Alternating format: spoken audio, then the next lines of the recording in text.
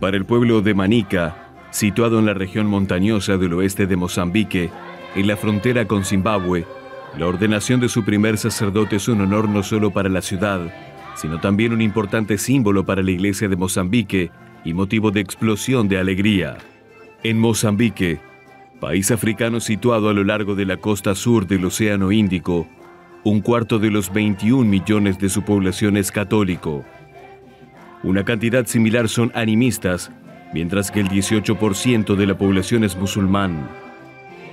Una proporción significativa asegura ser no creyente, hecho poco común en el continente africano que a menudo es consecuencia del legado comunista. En el país hay 10.000 feligreses por cada sacerdote católico, apenas 250 sacerdotes locales que sirven a su pueblo. Eu posso dizer que este talvez seja o primeiro momento. Puedo decir que este momento es probablemente el primer periodo de paz en el que la Iglesia ha podido trabajar libremente. Actualmente no hay señales de hostilidad. Sin embargo, tenemos muy pocos misioneros, por lo que estamos en un periodo muy difícil para los trabajos de evangelización. El pueblo siente la necesidad de Cristo, pero no tenemos misioneros. En resumen, estamos hablando de 500 años de evangelización en Mozambique. Si observamos el problema más de cerca, veremos que en realidad estaremos hablando de unos 50 años de evangelización eficaz, sistemática, intensiva y sin obstáculos. Sin grandes perturbaciones.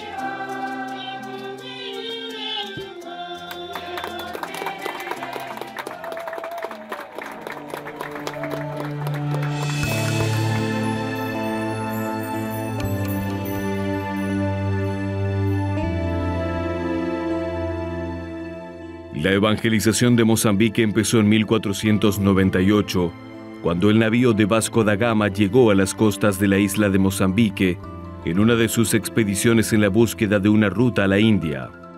La primera Santa Misa se celebró aquel mismo día. Sin embargo, el primer intento sistemático por cristianizar Mozambique comenzó a mediados del siglo XVI. Los monjes, en su mayoría jesuitas y dominicos de Portugal, tuvieron la mejor entrada.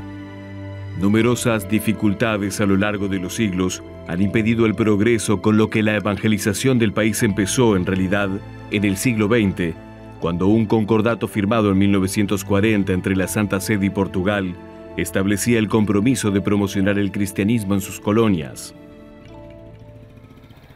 A verdadeira evangelização intensiva de Moçambique. La evangelización real, dinámica y pacífica de Mozambique comenzó en 1940. Se inició muy tarde. También por ello, durante ese periodo se alzaron los primeros movimientos independentistas en contra de la crueldad y de los crímenes perpetrados por el régimen colonial portugués. Crueldades y barbaridades. Como resultado de esto, y a pesar de la buena fe de los evangelizadores, hubo oposición. Dicho movimiento de liberación intensificó sus actividades hasta 1960 aproximadamente, cuando comenzaron las conversaciones sobre independencia y los derechos de los países africanos. La resistencia fue tan fuerte que se originó no una guerra fría, sino un conflicto armado. La guerra se inició en 1964 y duró 10 años. 10 anos, 1964.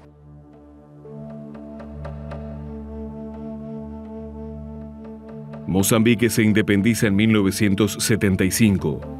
El Frente Socialista de Liberación de Mozambique, Frelimo, forma el primer gobierno del país que lleva una revolución marxista y en poco tiempo se convierte en una guerra civil sangrienta e interminable entre las fuerzas del gobierno y los guerrilleros del Ejército de la Resistencia Nacional Mozambiqueña, conocida como RENAMO. La Iglesia Católica también sufre las consecuencias de la guerra y de la ideología marxista. Frelimo acusa a la Iglesia de colaborar con el régimen colonial, lo que sirve como excusa para atacar a los misionarios y confiscar las propiedades, los colegios y los hospitales de la Iglesia. Muchas iglesias son destruidas o nacionalizadas y se utilizan para otros propósitos. Se fuerza a algunos misioneros a que abandonen el país en 48 horas, mientras otros se marchan voluntariamente.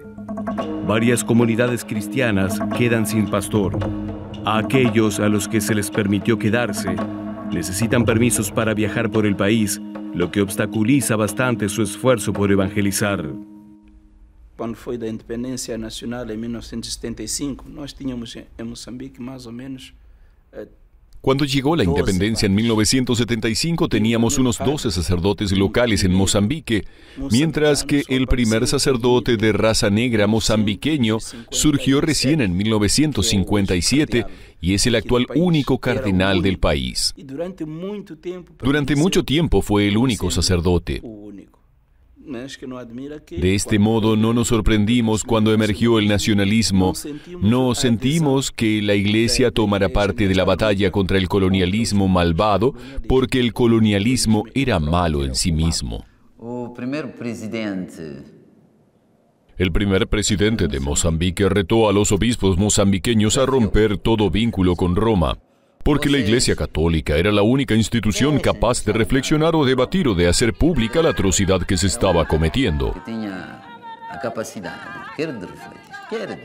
Explotaron todos los medios disponibles de tal manera que desde 1977 hasta 1980 se arrestó, se expulsó, se vilipendió y se asesinó a sacerdotes. Padres calumniados, padres asesinados, muertos.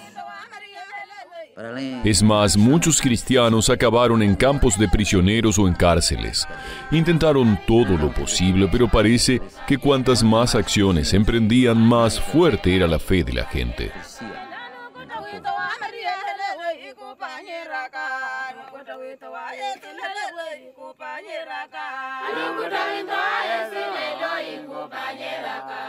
Todas las iglesias de Moçambique tienen ejemplos o individuales. Todas las diócesis de Mozambique tienen ejemplos de individuos y grupos de cristianos y catequistas que fueron perseguidos o asesinados brutalmente por sus testimonios de cristianos. Muchos de ellos eran padres de familia que se convirtieron en apóstoles. En los años tras la independencia, cuando la represión religiosa era extensa y no había libertad de creencia, cuando los sacerdotes y los misioneros podían hacer poco, ellos mantuvieron la fe en las comunidades.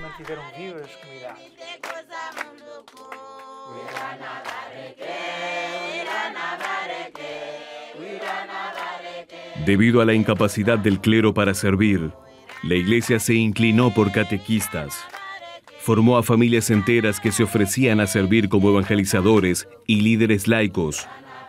En 1992, durante la última fase de la guerra, la Iglesia volvió a abrir un centro especializado en catequesis en Guyúa. Dejar tu hogar, dejar tu tierra y dejar tu trabajo con el fin de entregarte a una formación ya es un gran sacrificio. A lo que respondieron, vamos a ir allí a pesar de todo, porque queremos servir a Dios y ayudar a nuestros hermanos. No para ganar nada, no teníamos nada para darles. Solamente les dimos comida y lo básico para permitirles estudiar y completar el curso. Ayudábamos a los niños a prepararse para el estudio en escuelas estatales.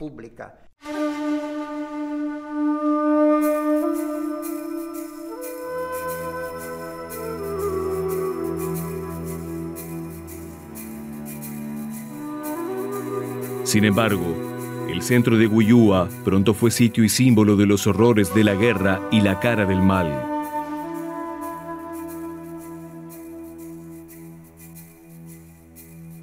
La noche después de la ceremonia de apertura, un grupo no identificado de guerrilleros atacó el centro. Se desalojó por la fuerza a los catequistas de sus casas junto con sus esposas e hijos. Los guerrilleros preguntaron quiénes eran y el motivo de su estancia en el centro, conscientes de su pertenencia a la Iglesia. Los guerrilleros decidieron secuestrar a un grupo grande de catequistas y a sus familias. Los llevaron para que ayudaran a transportar provisiones a su campamento base. Los otros fueron asesinados a 3 kilómetros del centro. Estaba en la casa número 11. Estaba durmiendo y toda mi familia adentro. Esa gente entró con una lámpara e iluminó el interior de la habitación. Gritaron y nos despertaron. Entonces me di cuenta de que estaban armados. Les dije que no hacía falta que me ataran. Como ya me has encontrado aquí, no voy a escapar. Déjame salir y luego me atas si quieres. Mi mujer tomó a nuestro hijo más pequeño. Ya se habían juntado varios soldados, estaban armados, había mucho revuelo. De repente se me metió en la cabeza la idea de huir. Así que me di la vuelta y empecé a correr en línea recta. Se dieron cuenta de que estaba huyendo y empezaron a dispararme. Dispararon 3 veces, pero fallaron, y entonces el niño, que todavía estaba dentro de la habitación, empezó a gritar papá, papá, papá.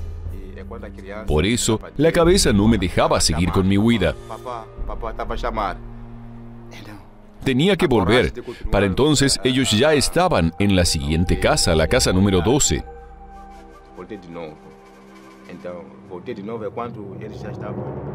Entré y pude tomar a mi hijo y ordenarle que se callara. Luego, supe que mi mujer había muerto. Niños, catequistas, esposas de catequistas, todos asesinados.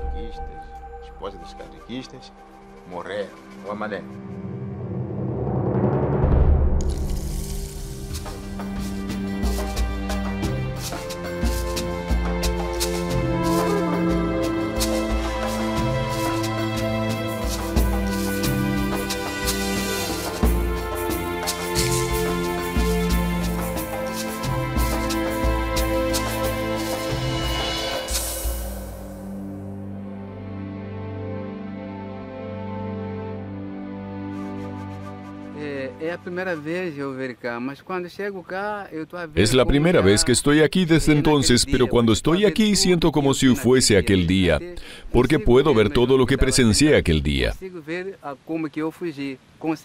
Puedo ver incluso el lugar en el que estaba sentado y cómo y cuándo huí. Puedo ver a todos los guerrilleros mientras hablaban. Estaban todos juntos allí, exactamente allí. Pero cuando llegamos aquí, yo estaba sentado e invité a todos los catequistas a rezar. Pensábamos que había llegado nuestro último día. Cuando terminamos de rezar, empezaron los asesinatos.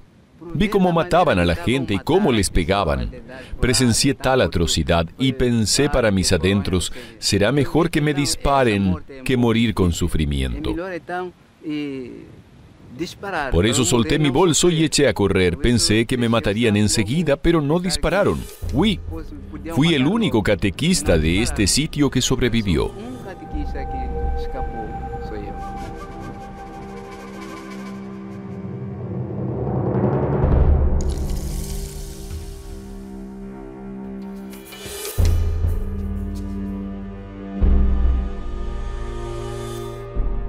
Paulo Saela Cunjana fue el único que logró huir del lugar del crimen. Se asesinó brutalmente con machetes a 23 personas, entre ellas 9 mujeres y 9 niños. Los guerrilleros también asesinaron a la mujer de Paulo y a las mujeres de los otros 2 catequistas que sobrevivieron.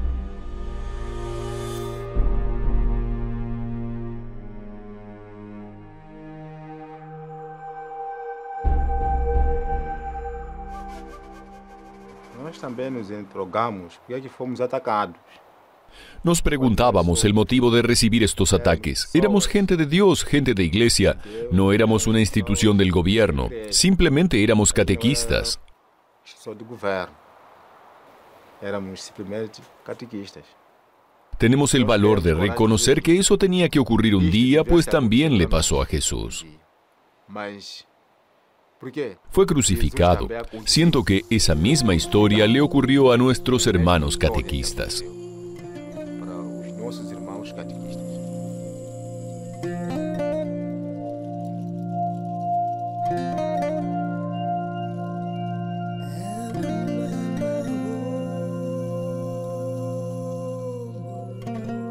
Certamente que este fue el último ataque. Ese fue uno de los últimos ataques devastadores de la guerra. Eso resonó con gran eco en el territorio nacional e internacional. Quizá su ofrenda, si se observa desde el punto de vista de la fe, contribuyó finalmente a la reconciliación de los corazones. un acuerdo de paz que se alcanzó y firmó en Roma un par de meses más tarde, en octubre.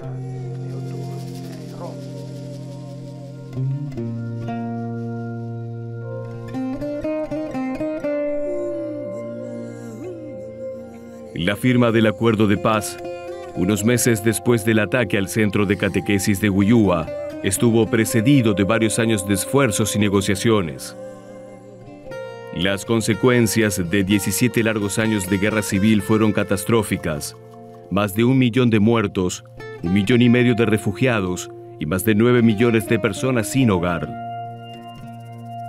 La infraestructura del país, carreteras, colegios y hospitales, también se destruyó.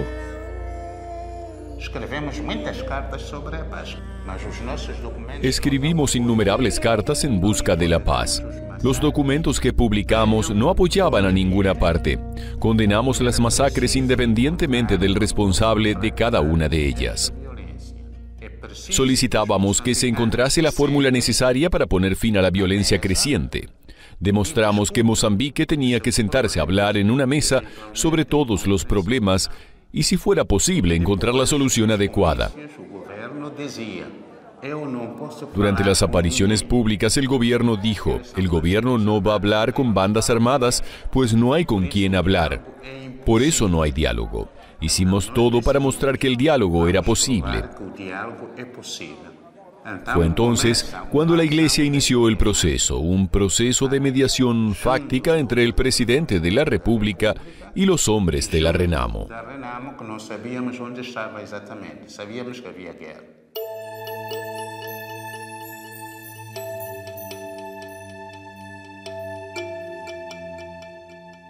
La Iglesia Católica desempeñó un papel de mediación de primera línea en esas negociaciones, sobre todo don Jaime Pedro González, obispo de Beira.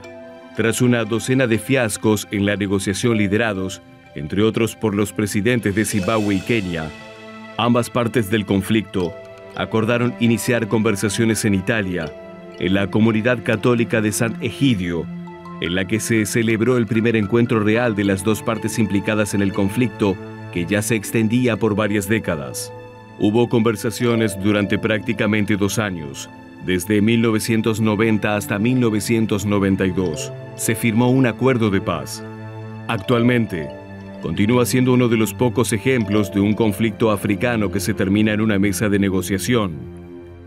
El acuerdo fue firmado por el aquel entonces presidente Joaquim Chissano y el líder de la guerrilla, Alfonso Dhlakama. Mozambique quedó envuelta en una ola de júbilo y esperanza de que el conflicto fratricida de tantos años estuviese llegando a su fin.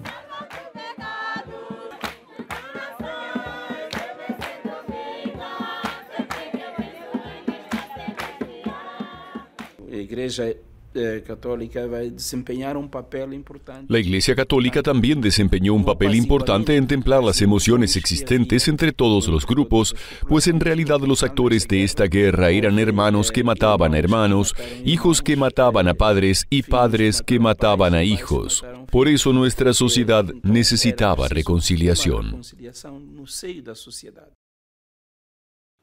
Este difícil proceso de reconciliación nacional se ha prolongado en el tiempo hasta hoy. Observamos y nos preguntamos continuamente si la democracia ha llegado y se ha asentado en nuestro país finalmente tal y como estipula el acuerdo.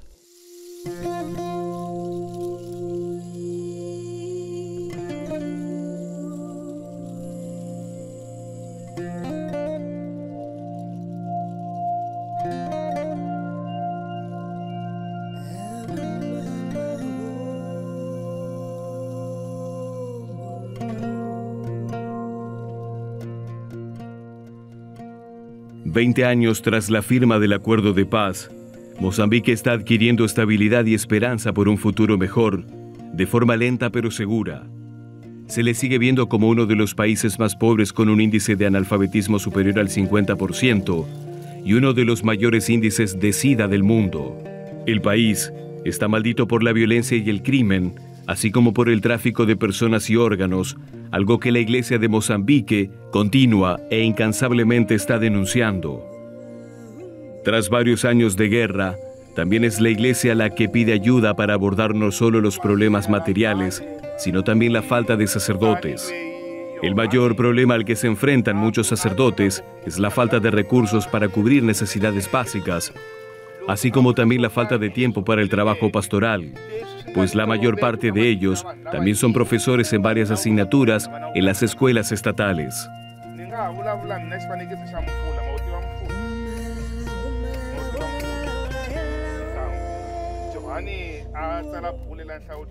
A nível nacional, o número ronda, sacerdotes diocesanos. En todo el país trabajan entre 200 y 250 sacerdotes locales de la diócesis. Mi diócesis, la de Xai-Xai, abarca unos 76.000 kilómetros cuadrados. Trabajamos bastante bien en la costa, pero algunas partes del interior de la diócesis siguen sin cuidado pastoral, ni de sacerdotes ni de monjes. Por supuesto, hay un par de sacerdotes de la diócesis que viajan al interior para visitar las misiones una por una. Sin embargo, es muy difícil organizar un buen grupo de sacerdotes que quieran servir a todos los lugares lejanos que tiene la diócesis.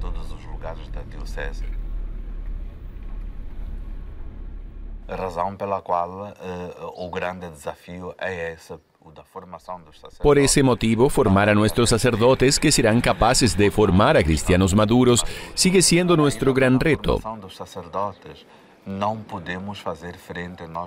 También tenemos problemas financieros en esta zona. Obtenemos ayuda de organizaciones internacionales como Propaganda Fidei, Ayuda a la Iglesia que Sufre o Missio, que nos ayudan a conseguir los medios para mantener a nuestros seminaristas. A encontrar fondos para a formação dos nossos seminaristas.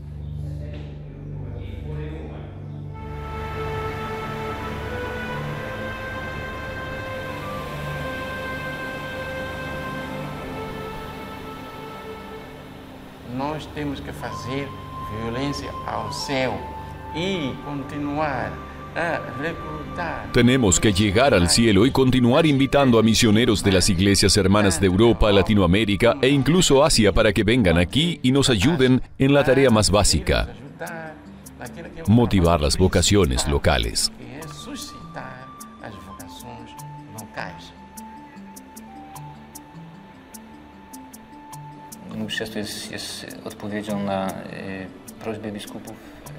Mi llegada respondía a una petición a los obispos de la Conferencia Episcopal de Mozambique, quienes requerían a alguien que les ayudase en un seminario concreto como maestro de Sagradas Escrituras.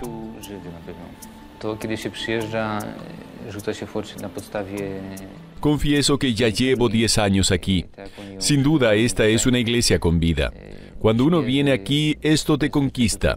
Basta con ver cómo viven la liturgia aquí. Cantan, también es tradición bailar durante la liturgia, sobre todo en los días santos. Hay muchos jóvenes que acuden a las clases de catecismo y quieren que se les bautice. Por supuesto, tienen que pasar por todo el catecumenado y sin embargo los grupos son grandes. Creo que este interés demuestra el vigor de esta iglesia.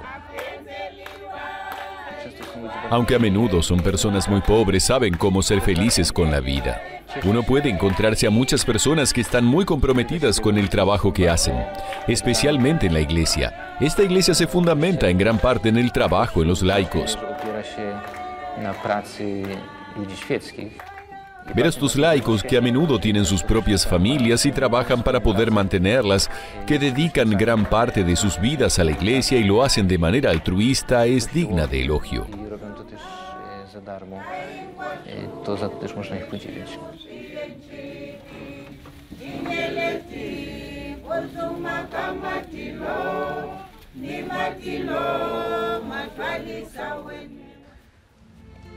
Tarde.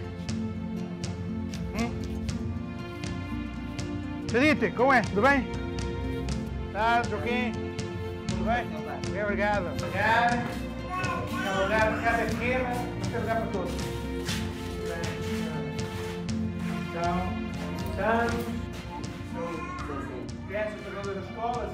Uno de los lugares donde los laicos se preparan para asumir la responsabilidad de la iglesia es el Centro de Catecismo de Uyua. volvió a abrir después de un año del ataque infame. Los catequistas vienen nuevamente con sus familias por un año. Aparte de clases de teología, oraciones comunitarias y la Eucaristía, también hay clases sobre la familia, agricultura, informática o cursos de costura y cocina. Cada familia recibe una parcela de tierra en la que pueden cultivar verduras para cubrir sus necesidades y para desarrollar sus habilidades en la cosecha de manera que puedan transmitir esas habilidades a sus respectivas comunidades. Uyúa también es un lugar para forjar una fe viviente y un sitio de recuerdo de los mártires, quienes con su testimonio continúan fortaleciendo a la iglesia hoy en día. Es un puente entre el pasado difícil, el presente lleno de retos y el futuro lleno de esperanza. Os catequistas tienen un grande papel. Los catequistas han desempeñado, desempeñan y continúan desempeñando actualmente un gran papel. África ha ayudado enormemente al primer mundo en redescubrir el valor y el papel del laicado como catequistas. O papel dos catequistas que son los laicos. Francamente, debemos agradecerles por mantener viva la iglesia. Si hubiésemos dependido únicamente de sacerdotes y monjes, no hubiese sido suficiente para hacer el trabajo que era necesario y que continúan realizando hoy en día.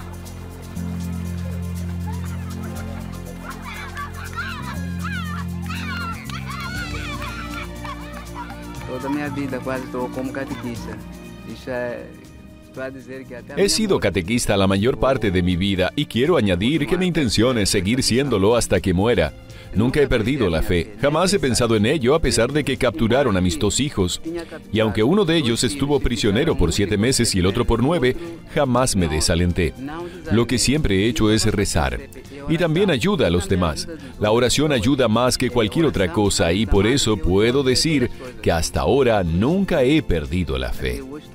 Nunca he de perder a fe.